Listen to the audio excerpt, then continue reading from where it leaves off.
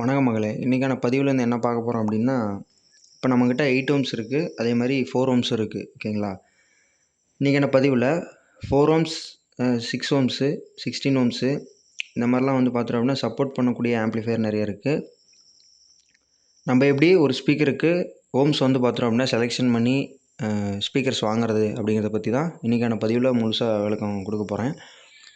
அதே மாதிரி நான் பேசுகிறது வந்து முழுக்க டெக்னிக்கல். ஓகேங்களா? டெக்னிக்கல் அப்படின்னா அதாவது வந்து இப்போது ஒரு டேட்டா ஷீட்லேருந்து எடுக்கிறது அது டெக்னிக்கல். ஓகேங்களா? இப்போது நம்ம ஆம்ப்ளிஃபையரில் வேலை செஞ்சு ப்ராக்டிக்கலாக எடுக்கிறது அது வந்து அதனுடைய வாட்டேஜு அதனுடைய எப்படி தாங்குது, எந்த டிரான்ஸ்ஃபார்மர் போட்டால் தாங்குது அது அப்படிங்கிறது வேறு கான்செப்ட்டு.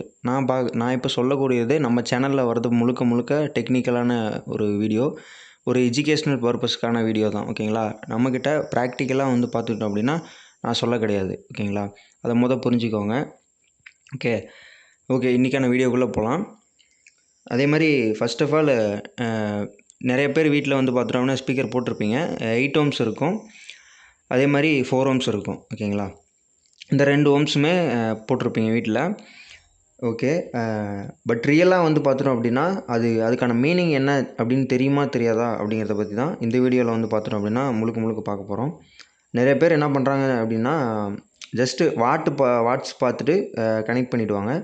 அப்புறம் என்ன ஆகுது அப்படின்னா ஆம்ப்ளிஃபையர் ஹீட் ஆகும், சவுண்டு கம்மியாக வரும். அதே மாதிரி சம்டைம்ஸ் போர்டு கூட டேமேஜ் ஆக வாய்ப்பு இருக்குது. அதே மாதிரி இன்றைக்கி நான் உங்கள்கிட்ட ஃபுல் அண்ட் ஃபுல் கிளாரிட்டியாக டெக்னிக்கல் ஓரியன்டாக நான் வந்து பார்த்துட்டோம் அப்படின்னா சொல்கிறேன். திரும்ப சொல்கிறேன், இது ப்ராக்டிக்கலாக கிடையாது, டெக்னிக்கலான ஓரியன்டட். ஓகேங்களா? நான் சேனல் ஆரம்பித்ததும் கூட டெக்னிக்கலாக பேசணுங்கிறதுக்காக தான். ப்ராக்டிக்கலாக நான் எதுவுமே பேச மாட்டேன். Technical oriented. ஓகேங்களா? ஒரு எஜுகேஷ்னல் பர்பஸ்க்காக. ஓகேங்களா? 4 ஓம்ஸ், 6 ஓம்ஸ், 8 ஓம்ஸு, 16 ஓம்ஸு. ஓகேங்களா? இதுக்கான டிஃப்ரென்ஸ் என்ன, அதே மாதிரி எப்போ யூஸ் பண்ணணும், ராங்காக கனெக்ட் பண்ணால் என்ன நடக்கும் அப்படிங்கிறத பற்றி இது பார்த்தோம் அப்படின்னா நீங்கள் யாருக்கிட்ட வேணாலுமே வந்து டவுட் கேட்க வேண்டியது தேவையில்லை. ஓகேங்களா? பேசிக்கான அண்டர்ஸ்டாண்டிங் பற்றி நான் சொல்கிறேன். ஃபஸ்ட்டு புரிஞ்சிக்கலாம். ஓம்ஸ்னால் என்ன அப்படின்னு வந்து பார்த்தோம் அப்படின்னா சிம்பிளாக சொல்லணும் அப்படின்னா ஸ்பீக்கர் ஆம்ப்ளிஃபையர் கிட்ட எடுக்கிற லோடு தான் வந்து பார்த்தோம் அப்படின்னா ஓம்ஸ்ன்னு சொல்லி சொல்கிறோம். எக்ஸாம்பிளுக்கு 4 ஓம்ஸ் ஸ்பீக்கர் வந்து பார்த்தோம் அப்படின்னா ஹெவி லோடு எடுக்கும். ஓகேங்களா? 16 ஓம்ஸ் ஸ்பீக்கர் வந்து பார்த்தோம் அப்படின்னா ஒரு லைட்டான லோடு தான் எடுக்கும். ஓகேங்களா? சேம் ஆம்ப் தான், பட் லோடு வந்து டிஃப்ரென்ஸ் ஆகும். ஓகேங்களா? இதுக்கு ஒரு ரியல் எக்ஸாம்பிள் சொல்லணும் அப்படின்னா ஒரு 2 பேர் வந்து பைக்கில் போகிறாங்கன்னு வச்சுக்கலாம். ஓகேங்களா? பைக்கில் உட்காந்துட்டு போகிறாங்க, ஈஸியாக வந்து மூவபிள். ஓகேங்களா? பைக்கால் இன்ஜின் வந்து பார்த்துட்டோம் அப்படின்னா 2 பேர் உட்காந்தோம் அப்படின்னா மூவபிள், கரெக்டாக வந்து பார்த்துட்டோம் அப்படின்னா பேலன்ஸ் பண்ணி போக முடியும். அதுவே 5 பேர் உட்காந்தா என்ன ஆகும் அப்படின்னா இன்ஜின் வந்து வெஹிக்கிளை புஷ் பண்ணுறதுக்காக கஷ்டப்படும். ஓகேங்களா? இதுதான் கான்செப்ட்டு. சேம் கான்செப்ட் தான். லோ ஓம்ஸில் ஆம்ப்ளிஃபையர் வந்து கஷ்டப்படும். ஓகேங்களா? ஹை ஓம்ஸில் ஆம்ப்ளிஃபையர் ரிலாக்ஸ்டாக வந்து பார்த்தோம் அப்படின்னா இருக்கும். இதுதான் பேசிக்கானது, ஒரு பேஸ். ஓகேங்களா? ஓகே, அடுத்து 4 ஓம்ஸ் உடைய எக்ஸ்ப்ளனேஷன் பற்றி சொல்கிறேன். ஓகேங்களா? 4 ஓம்ஸ் உடைய எக்ஸ்ப்ளனேஷன் அப்படின்னா இப்போது 4 ஓம்ஸ் நம்மக்கிட்ட இருக்குது அப்படின்னா அதை பற்றி பார்க்கலாம். இது ரொம்ப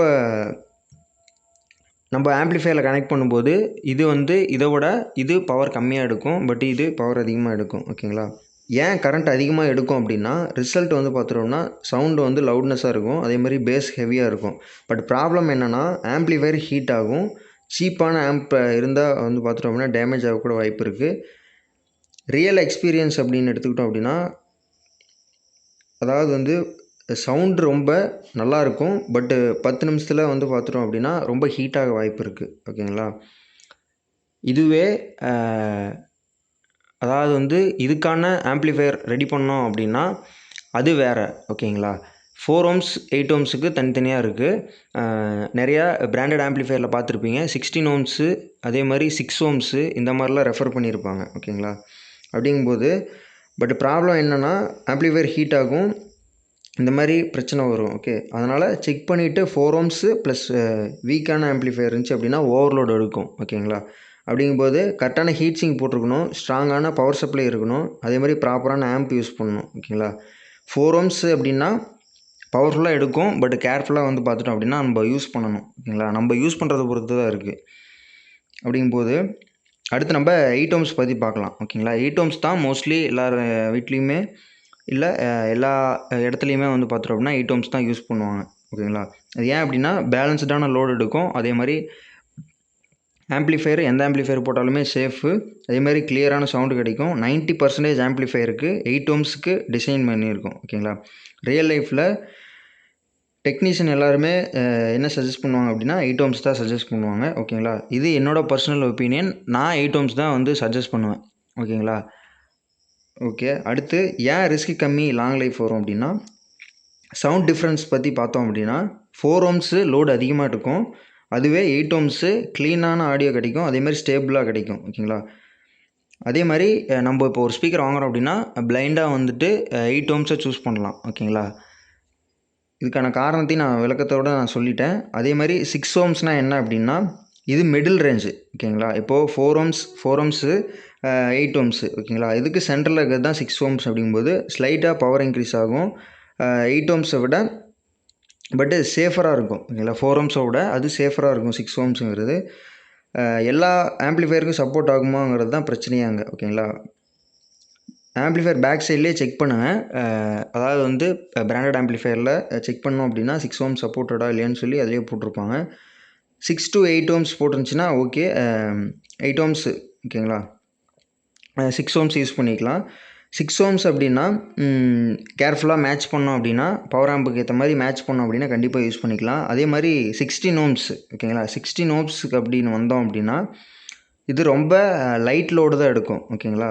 ஆம்ப்ளிஃபையருக்கு ஈஸியாக இருக்கும். அதே மாதிரி ஹீட்டு கம்மியாக இருக்கும். ஓகேங்களா? சவுண்டு பவரும் வந்து பார்த்தோம் அப்படின்னா அதுக்கேற்ற மாதிரி கம்மியாக இருக்கும். இது எங்கே யூஸ் பண்ணுவாங்க அப்படின்னா பிஏ சிஸ்டத்தில் யூஸ் பண்ணுவாங்க. ஓகேங்களா? லாங் ஒயர் சிஸ்டத்தில் வந்து பார்த்தோம் அப்படின்னா யூஸ் பண்ணுவாங்க.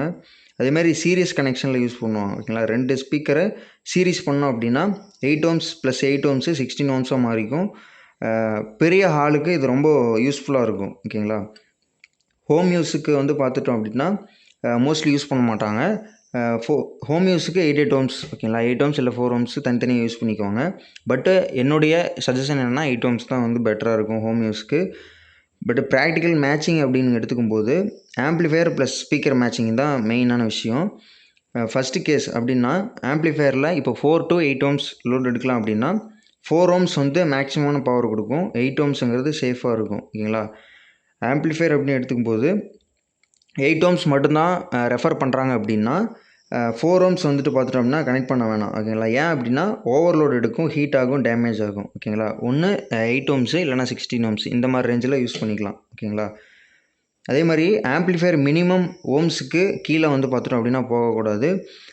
ஆம்ப்ளிஃபையர் மினிமம் அப்படின்னா 8 ohms அப்படின்னு சொல்லும்போது 4 ohms கனெக்ட் பண்ணால் வந்து பார்த்துட்டோம் அப்படின்னா அது டேஞ்சரில் தான் முடியும். ஏன் அப்படின்னா அதுக்கான லோடு அதிகமாக எடுக்கும். ஓகேங்களா? அதுக்கேற்ற மாதிரி ஆம்ப்ளிஃபையர் பில்ட் பண்ணியிருக்க மாட்டாங்க. ஸோ அதனால் 8 ohms ரெஃபர் பண்ணாங்கன்னா 8 ohms தான் யூஸ் பண்ணணும். ஃபைனல் அட்வைஸ் என்னுடைய என்ன அப்படின்னா அதாவது வந்து பேஸ் லெவர் அப்படிங்கும்போது 4 ohms வந்து ஸ்ட்ராங்கான ஆம்ப் இருந்துச்சு அப்படின்னா கண்டிப்பாக யூஸ் பண்ணிக்கலாம். பட் பெரிய செட்டப் அப்படின்னு போகும்போது 16 ohms யூஸ் பண்ணோம் அப்படின்னா நல்லா பெஸ்ட் ரிசல்ட் இருக்கும். 16 ohmsங்கும்போது 8 ohms வந்து சீரிஸ் பண்ணோம் அப்படின்னா நம்முடைய இப்போ நார்மலான ஆம்ப்ளிஃபையர் யூஸ் பண்ணும்போது அது அவுட்புட் வந்து பார்த்துட்டோம்னா அந்தளவுக்கு தள்ளாது. ஓகேங்களா? அது ஒரு பிரச்சனை இருக்குது. பட் ஆனால் நம்ம 8 ohms ரெஃபர் பண்ணுறாங்கன்னா 8 ohms போட்டோம் அப்படின்னா அது கண்டிப்பாக ஆம்ப்ளிஃபையருக்கும் ஸ்பீக்கருக்கும் மேட்ச் ஆகும்போது கண்டிப்பாக அது பர்ஃபெக்டாக இருக்கும். அதே மாதிரி மோஸ்ட் இம்பார்ட்டண்ட்டாக என்ன அப்படின்னா ஓம்ஸ் தப்பாக போட்டோம் அப்படின்னா சவுண்டு வந்து பார்த்துட்டோம் அப்படின்னா அந்தளவுக்கு குவாலிட்டி வராது. அதே மாதிரி ஹீட் அதிகமாகும், ஆம்ப்ளிஃபையர் டேமேஜ் ஆக அதிக வாய்ப்பு இருக்குது. ஓகேங்களா? இதுதான் கான்செப்ட்டு. நான் சொன்னது டெக்னிக்கலாக சொல்லியிருக்கேன்.